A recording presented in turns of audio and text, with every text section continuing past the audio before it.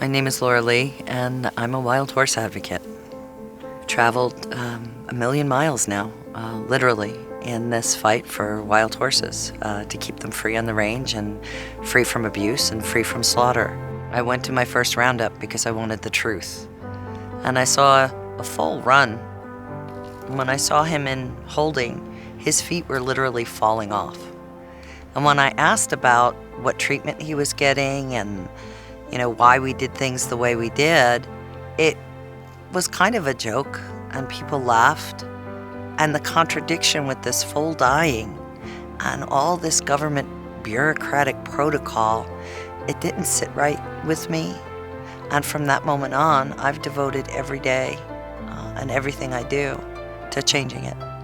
We need to keep them managed appropriately on the range, and we can't be cruel.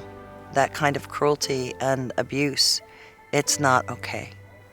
I ended up documenting roundups. I went every day, holding facilities and horses in the wild, and I took my documentation to court over and over and over. We were relentless. We've won extraordinary rulings. I did get a reputation, though, for being a bit litigious and being a fighter. And so sometimes people don't want to hear what I say because they assume they're in for a fight. Well, if they speak the truth and want to talk about solutions, I'll talk to anybody. But if you lie, I will fight, and we'll win.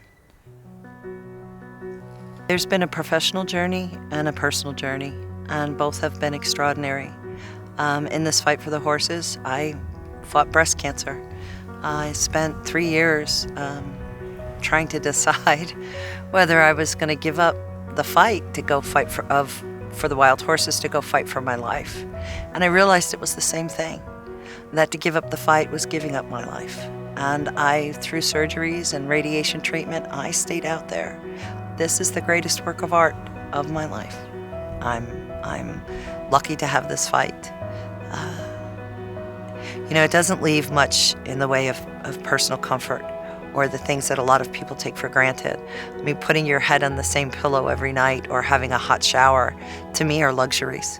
But being with the horses when they're free and we're successful and we win, it's a feeling I can't describe. When I started this, there was no humane handling policy during roundups. We fought and we won. And there's now a humane handling policy for roundups. They can't hit horses with a helicopter. They can't run them through barbed wire.